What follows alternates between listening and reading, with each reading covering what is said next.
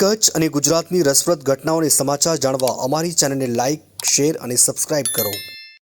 આમ આદમી પાર્ટી દ્વારા વિજય સંદેશ યાત્રા યોજવામાં આવી।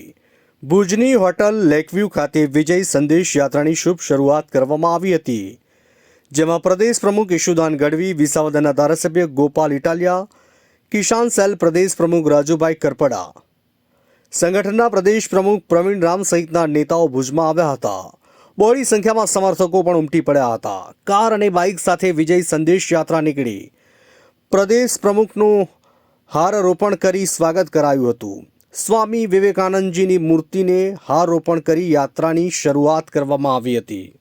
વિસાવદરની જનતાએ જ્યારે ખૂબ મબલખ મત સાથે જીત અપાવી છે આમ આદમી પાર્ટીને, આમ આદમી પાર્ટીના લીડરો ત્યાં જીત્યા છે, આમ આદમી પાર્ટીનો એક સૈનિક જીત્યો છે, ત્યારે વિસાવદરની જનતાએ 3 મેસેજ આખા ગુજરાતને આપ્યા છે કે ભાજપ હરાવવાને લાયક પાર્ટી છે, ભાજપને હરાવવી જ જોઈએ। બીજો મેસેજ કે ભાજપ આખા ગુજરાતમાં હારવી જોઈએ, અને ત્રીજો કે આમ આદમી પાર્ટીના સૈનિકો જ ભાજપને હરાવી શકે એમ છે। આ 3 મેસેજ સાથે અમે નીકળ્યા છીએ।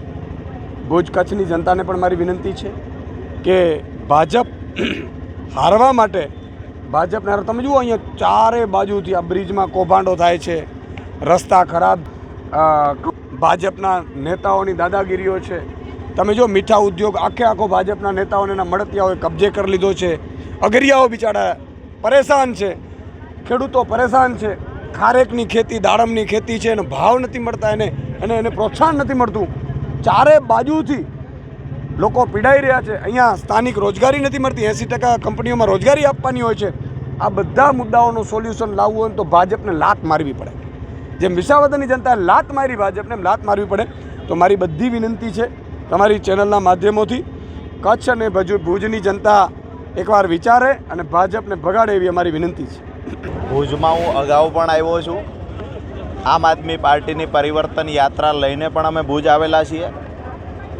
મહત્ત્વની વાત એ છે કે આજે વિસાવદર ચૂંટણીના પરિણામ પછી વિસાવદરની જનતાએ જે સંદેશ આપ્યો છે એ સંદેશ લઈને આજે પહેલીવાર આવ્યા છીએ। જે વિસાવદરની જનતાએ સંદેશ આપ્યો છે કે ભારતીય જનતા પાર્ટીની સામે મજબૂતાઈથી કોઈ લડી શકે તો માત્ર આમ આદમી પાર્ટી લડી શકે।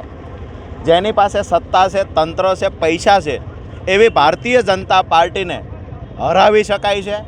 મતદારોની તાકાત શું છે, આ વિસાવદરની જનતાએ જે સંદેશ આપ્યો છે, આ સંદેશ લઈ અને અમે ગામડે ગામડે દરેક શહેરમાં ફરીએ છીએ। મહત્ત્વની વાત એ છે કે ભારતીય જનતા પાર્ટીની સામે ગુજરાતના છેવાડાના ગામડે રહેલા વ્યક્તિ અને પરિવારને ભારતીય જનતા પાર્ટી સામે ખૂબ આક્રોશ છે। 30 વર્ષના ભ્રષ્ટ શાસનમાં આજે તમામ સમાજના, તમામ વર્ગના લોકો પીડાય છે।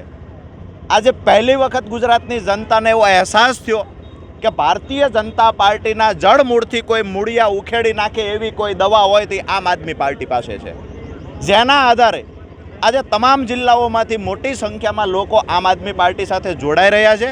આગામી તાલુકા જિલ્લા પંચાયતની ચૂંટણીમાં પણ આ પરિણામો જોવા મળશે, અને આવનારી 2027ની ચૂંટણી આમ આદમી પાર્ટી તમામ સીટો પરથી લડી અને આમ આદમી પાર્ટી સરકાર બનાવશે।